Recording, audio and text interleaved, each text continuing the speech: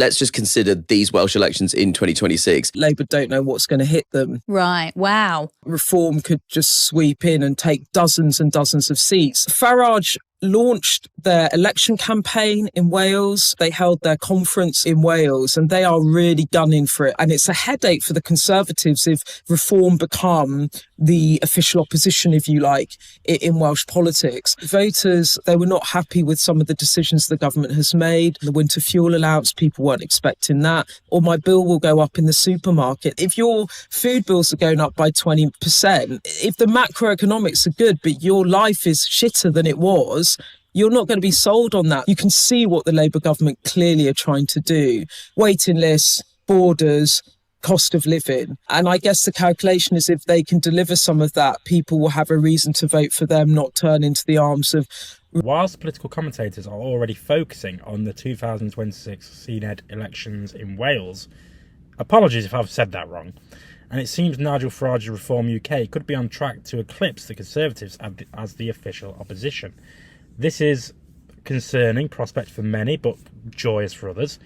But there are two major factors working in Farage's favour. First, the voting system in Wales is a mixed one, incorporating proportional representation, which tends to benefit smaller parties like Reform UK. Second, Labour, the incumbent party, faces challenges that could play into Farage's hands.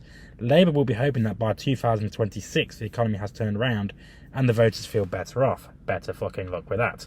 However, if cost of living pressures, NHS waiting times and border concerns remain top issues, Reform UK are probably going to win a lot of seats. Beth Rigby on the Sky News political podcast highlighted how Reform UK is gunning for Wales, holding their conference there and launching their campaign with clear ambitions to dominate. This strategy is a headache not only for the Labour Party but also for Conservatives, as Reform UK targets traditional Conservative strongholds near the English border and poorer areas that voted for Brexit. The public's dissatisfaction with the Conservatives shows no sign of diminishing, and by 2026, if life hasn't improved, voters may turn to Reform UK rather than return to the Tories. Farage's ability to resonate with disillusioned voters, coupled with the Conservatives' lack of a clear strategy under their new leadership, makes this scenario even more likely. Basically, Badenoch is shit, and Farage has more charisma in his left finger than the Conservative Party have in their entire leader. But what's particularly disheartening is the prospect of people who are adversely affected by Brexit voting for the party that amplified it. Reform UK's potential rise in Wales could set the stage for them to challenge Labour on a broader scale, including in Westminster by 2028 or 2029. If Reform UK gains a foothold in the Senedd, they could use this platform to further challenge Labour nationally. Farage's charisma and his deputy's ability to make noise will amplify the party's influence, even if Farage himself isn't directly involved in Wales. The Conservatives, on the other hand, face an existential crisis.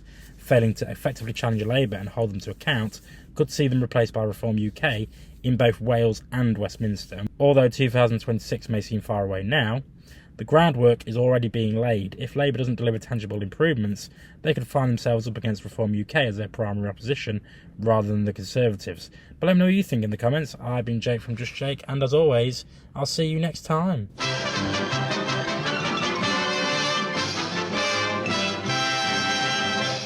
You actually made it to the end of the video. If you would like to subscribe to the channel, which, why haven't you already, is somewhere over there. And also, if you want to watch more videos, also check out over there. I've been Jake from Just Jake. See you later.